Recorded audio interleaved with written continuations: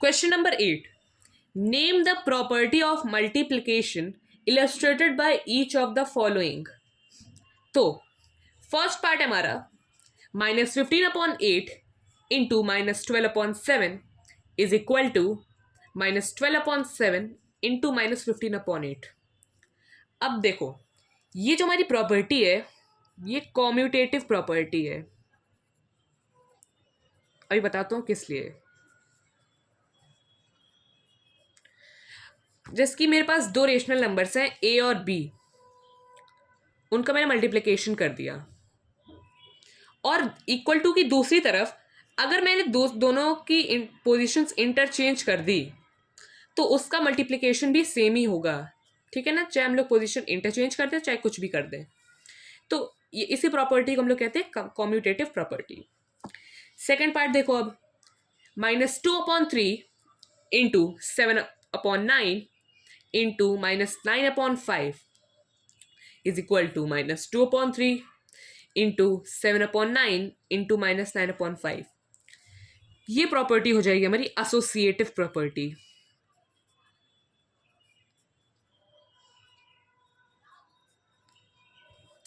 अब किस लिए, देखो मेरे पास तीन रेशनल नंबर्स हैं ए बी और सी। ठीक है, अगर पहले मुझे ए और बी का मल्टीप्लाई करना है और जो हमारा प्रोडक्ट आएगा उसको सी से मल्टीप्लाई करना है, तो वो इक्वल होगा अगर हम लोगों को पहले बी और सी का मल्टीप्लाई कर दें और फिर ए का मल्टीप्लाई कर दें, ये इक्वल ही होगा। ठीक है ना, और इसी प्रॉपर्टी को नाम दे दिया एसोसिएटिव प्रॉपर्टी, वही इसमें डिपिक्टेड है, आप लोग देख लीजिए। थर्ड है हमारा -3/4 into -5/6 plus 7/8 is equal to -3/4 into -5/6 plus -3/4 into 7/8। ये प्रॉपर्टी हमारी distributive property, distributive law of multiplication over addition. अब देखो, अब डिस्ट्रीब्यूटिव प्रॉपर्टी में हम लोग चलते हैं। ये देखो, distributive law of multiplication over addition. अगर हमारे पास तीन रेशनल नंबर्स हैं ए बी और सी, उसमें हम लोगों को पहले बी और सी का पहले हम लोगों को एडिशन करना है, फिर जो हमारा ऐड होके नंबर आएगा उसको ए से मल्टीप्लाई करना है, तो वो इक्वल होगा अगर हम लोग ए और बी का पहले मल्टीप्लाई करते हैं प्लस ए और सी का मल्टीप्लाई कर दें, फिर जो दोनों के प्रोडक्ट आएंगे उनको ऐड कर देंगे, तो ये इक्वल हो जाएगा इसके। ठीक है ना, और यही इस क्वेश्चन में हमें दिया गया है, तो इसलिए इसका आंसर हो जाएगा distributive law of multiplication over addition. Fourth, अब देखो -16/9 into 1 is equal to 1 into 16/9 is equal to -16/9। ये हो जाएगी हमारी मल्टीप्लिकेटिव आइडेंटिटी।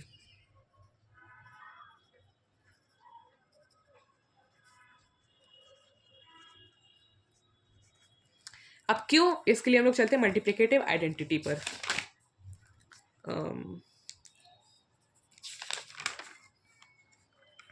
ये रही, हाँ, तो जैसे मेरे पास एक रेशनल नंबर है ए, अगर मैं उसे 1 से मल्टीप्लाई कर दूं तो वो ए ही आएगा। अगर मेरे पास रेशनल नंबर है -a, उसे मैं 1 से मल्टीप्लाई कर दूं तो वो भी आएगा -a। ठीक है ना, अगर हम लोग कोई भी नंबर को 1 से मल्टीप्लाई करेंगे तो वो सेम ही नंबर आएगा, चाहे कोई भी नंबर हो, और यही इस क्वेश्चन में हमें दिया गया है।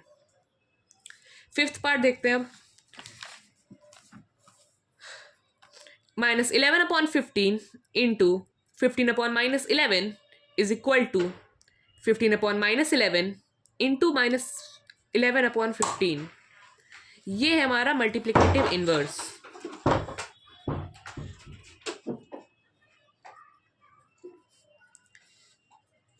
क्यों, अब देखो इस क्वेश्चन में, ये देखो क्वेश्चन में मल्टीप्लिकेटिव इनवर्स क्या होता है कि अगर हमारा एक रेशनल नंबर है ए और बी, तो उसका मल्टीप्लिकेटिव इनवर्स यानी रेसिप्रोकल हो जाएगा B upon A.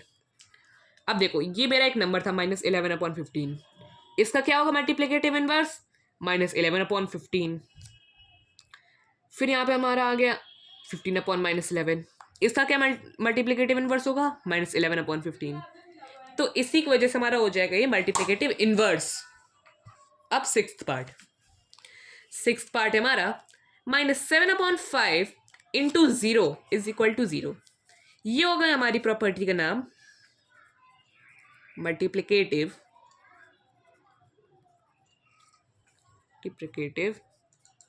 Property of 0। अब देखो मल्टीप्लिकेटिव प्रॉपर्टी पे हम लोग चलते हैं।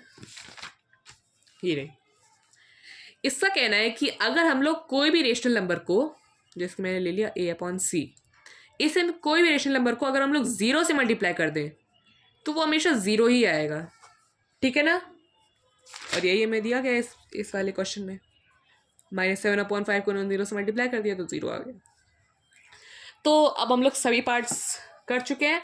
अब हम लोग चलते हैं क्वेश्चन नंबर 9 पे।